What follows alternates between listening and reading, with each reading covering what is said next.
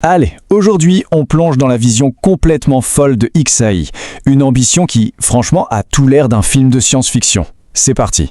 On commence très fort. Et attention, ce n'est pas une image, ce n'est pas une métaphore, c'est l'objectif, noir sur blanc.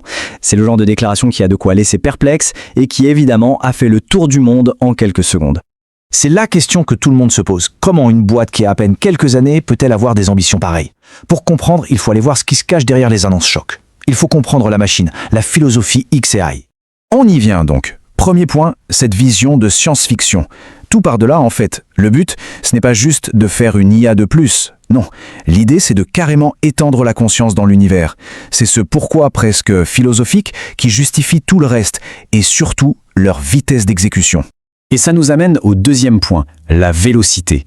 Parce que pour accomplir une mission pareille, avoir une grande idée, ça ne suffit pas. Il faut aller vite, vraiment vite. Et c'est là-dessus que XAI mise absolument tout. Et là, le contraste est juste frappant.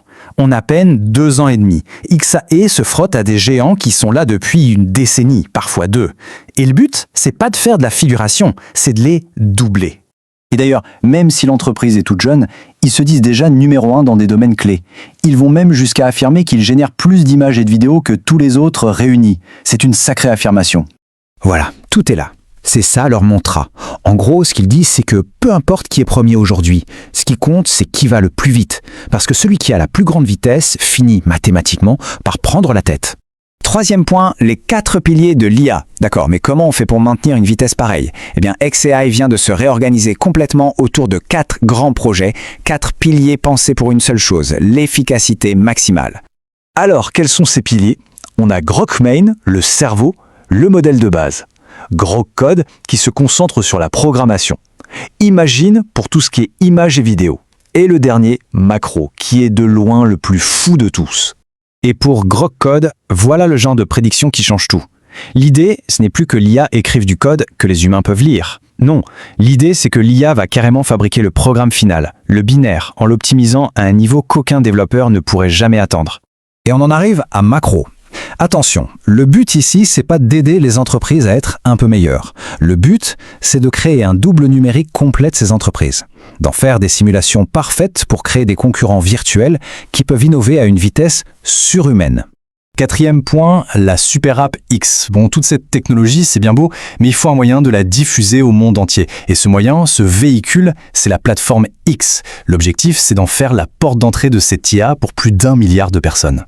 Et d'ailleurs, cette transformation, elle est déjà en marche. On est parti d'un réseau social et petit à petit, ça devient un système de communication avec XChat, un centre financier avec Xmoney, pour à terme devenir l'application pour absolument tout. Le potentiel est juste colossal. Il y a environ 600 millions de personnes qui utilisent l'appli chaque mois, mais il y en a plus d'1 milliard qui l'ont sur leur téléphone. Le boulot maintenant, c'est de leur donner une raison de l'ouvrir tous les jours, pour tout et n'importe quoi. Voilà, le but ultime est posé sans détour. L'idée, c'est qu'on puisse gérer toute sa vie, de la communication aux finances en passant par l'info, sans jamais quitter cet écosystème.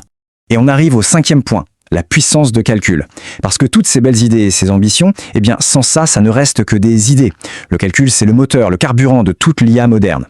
100 000, c'est le nombre de puces à champ que XAI a réussi à rassembler dans un seul et même supercalculateur.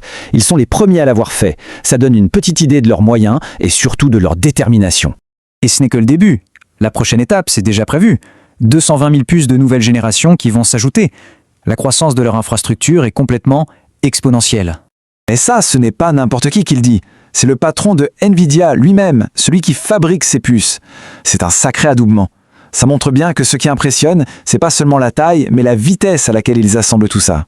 6e et dernier point, retour vers les étoiles. On boucle la boucle. Après avoir vu leur vitesse, leur structure, leur puissance de calcul, cette idée de science-fiction du début, elle commence peut-être à paraître un tout petit peu moins folle. Alors voici le plan, étape par étape. Étape 1, les pieds sur terre. Ça commence maintenant, ici, avec ces énormes fermes de serveurs qui font tourner les IA qu'on connaît. C'est la base de tout. Étape 2, on monte en orbite. En s'alliant avec SpaceX, l'idée est de mettre des data centers dans l'espace. Pourquoi?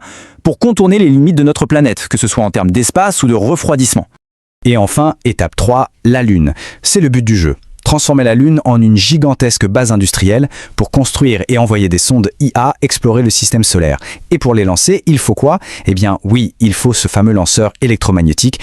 Mais au fond, cette vision absolument grandiose soulève une question vertigineuse. En cherchant à créer une intelligence qui pourrait nous dépasser des millions de fois, on s'engage sur un chemin dont personne ne connaît la destination. Est-ce qu'on est vraiment prêt pour ça? C'est une question qui mérite qu'on y réfléchisse.